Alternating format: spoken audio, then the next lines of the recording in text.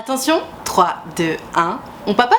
Attention, la question du jour, question à 100 000 €. Comment arrêter de faire peur aux mecs? C'est Gertrude qui me pose la question. Et ma Gertrude, ta question, si tu savais, mais comme elle me rend malheureuse. Genre, excuse-moi, hein, mais si tu fais peur aux mecs, mais qui se casse en fait? D'où tu leur fais peur? Tu leur fais peur pourquoi? Parce que t'as du caractère? Parce que tu sais ce que tu veux? Parce que tu sais où tu vas? Parce que t'as conscience de ta valeur? Et oh! En fait, si le mec a peur, c'est juste qu'il est pas à la hauteur. Y a pas de comment arrêter de faire peur aux mecs en fait. La question que tu devrais plutôt te poser, c'est comment trouver enfin quelqu'un qui soit à ma hauteur? Tu sais quoi, je vais te dire une bonne chose, ma Gertrude, je vois parfaitement ce que tu veux dire dans je fais peur aux mecs, parce que si tu vois ce que je veux dire, j'en connais une qui a déjà vécu ça. Bref, faire peur aux mecs ou faire peur aux meufs, hein, d'ailleurs, parce que tu le sais, je donne toujours des conseils pour des êtres humains, on s'en fout de ton genre, on s'en fout de ton orientation sexuelle, mais si tu as tendance à faire peur aux personnes en face, c'est pas forcément toi le problème en fait. Alors évidemment, attention, il y a faire peur et faire peur. Si, comme je l'entendais tout à l'heure, tu fais peur parce que tu sais ce que tu veux, t'as du caractère et que souvent, bah les gens ils se disent oh waouh, je suis pas prêt ou prête pour quelque chose comme ça, pour une relation où la nana elle a envie de s'engager, etc. Là, c'est pas à toi de te remettre en question, tu vois. Tu sais ce que tu veux, tu sais ce que tu veux pas, tu l'assumes, c'est à prendre ou à laisser. Les gens le laissent parce que justement ils s'en sentent pas capables, ok, pas de problème. If I'm too much, go find less, tu vois. Si je suis trop, va trouver moins. Pour celles et ceux qui parlent pas anglais, toi-même tu sais. Maintenant, attention, c'est sûr que si tu fais peur à la personne en face, genre tu fais des blagues très limites sur X ou Y sujet, t'as l'air d'être vraiment pas sympa ou quoi que ce soit, là c'est pas la même chose. Et là, effectivement, il va falloir faire une remise en question très importante. Tu vois, typiquement, j'ai en tête des exemples de mecs qui pourraient faire peur en mode ils sont trop peu entreprenants dès le début, etc.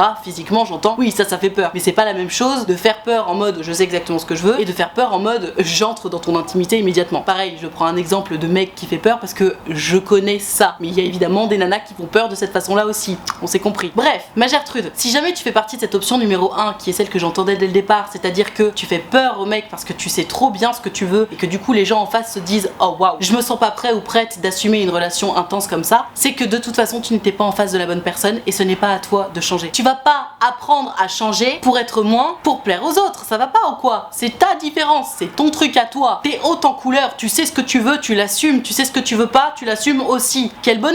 C'est ce que je conseille à tout le monde de faire. Le problème, c'est que cet écrémage qui est du coup naturellement fait, tu le vois comme quelque chose de négatif alors que non, tu gagnes tellement de temps, meuf, grâce à ça. Les mecs qui ont peur dont tu me parles, c'est des mecs qui étaient pas à la hauteur. Et je te dis pas que c'est des connards, c'est juste qu'ils ne se sentaient pas à la hauteur d'une personnalité aussi haute en couleur que la tienne. C'est ok, ils te font gagner du temps. Ne cherche pas à être plus lisse pour plaire à des gens qui de toute façon ne sont pas à la hauteur pour toi. En revanche, toi, pose-toi des questions. Comment ça se fait qu'à chaque fois tu tombes sur des mecs qui sont pas à la hauteur? Comment tu les choisis ces garçons qui t'intéressent? C'est ça qui compte. Mais vraiment, je t'en prie, arrête d'avoir honte de savoir ce que tu veux, de savoir où tu vas, de connaître ta valeur et de le revendiquer et de le mettre en valeur. Non, remercie-les, ces mecs qui ont peur de te faire gagner autant de temps et d'énergie émotionnelle. Et toi de ton côté, vraiment j'insiste, fais une introspection. Comment ça se fait qu'à chaque fois ce soit des mecs qui prennent peur? Parce que tu sais, c'est une phrase que j'aime beaucoup, si l'histoire se répète, c'est que potentiellement t'as pas compris la leçon. Donc est-ce que malgré toi, tu ne t'intéresses qu'à des mecs qui sont pas à la hauteur entre guillemets, parce que c'est de l'autosabotage ou quoi que ce soit, j'en sais rien, si ça se trouve, hein, c'est possible. Ou est-ce que t'as juste pas de chance, c'est aussi possible. Ou est-ce que